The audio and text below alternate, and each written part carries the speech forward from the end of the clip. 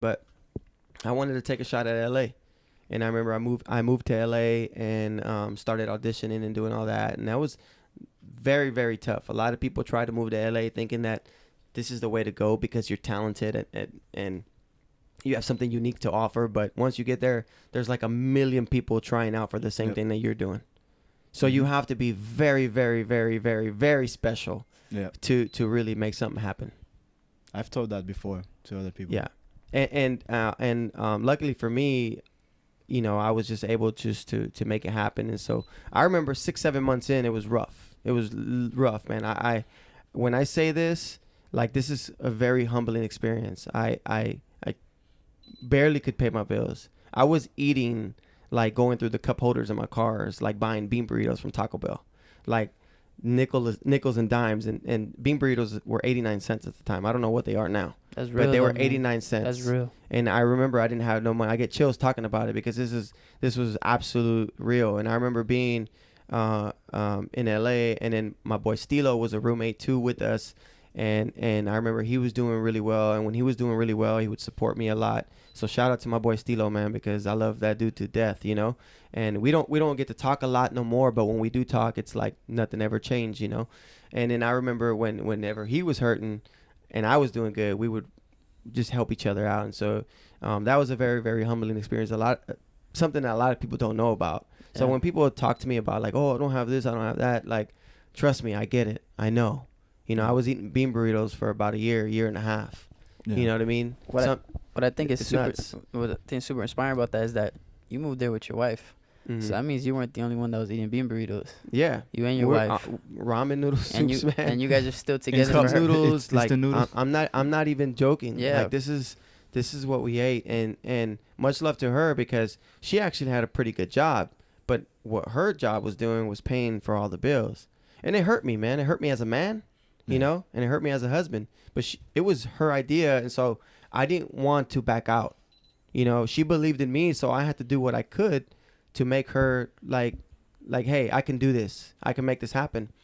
And sure enough, man, things turned. And when they turned quickly. And I remember I got booked for I did a bunch of smaller commercials that what if people don't know the industry, they're considered buyouts, meaning you get a flat fee for it.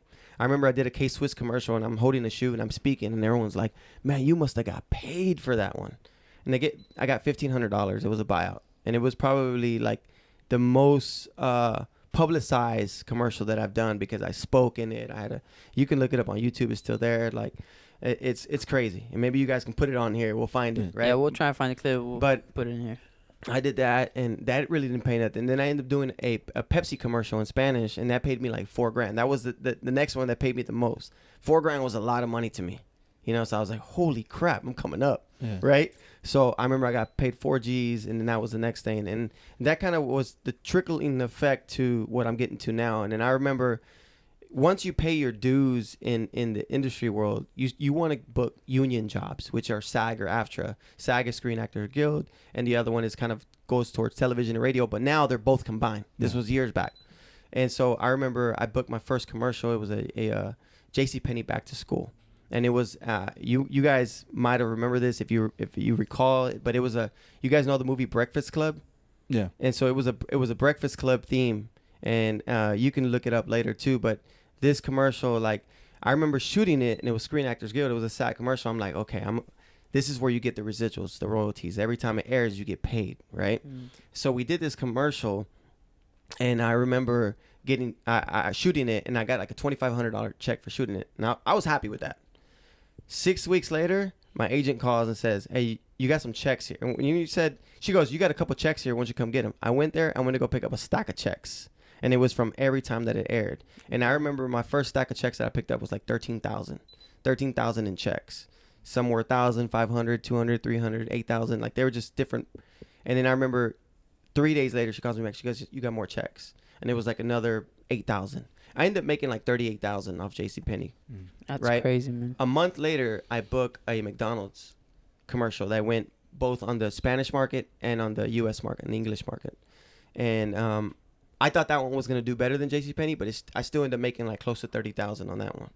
So that you got to keep in mind, this is already like within a month and a half or 2 months. I've already made like $60,000. You know what I mean?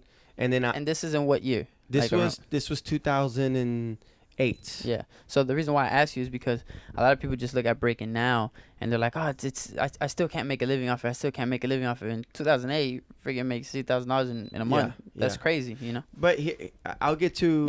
But to me, it's that ambition, that hustle, that want. It is. You know, I was hungry for it.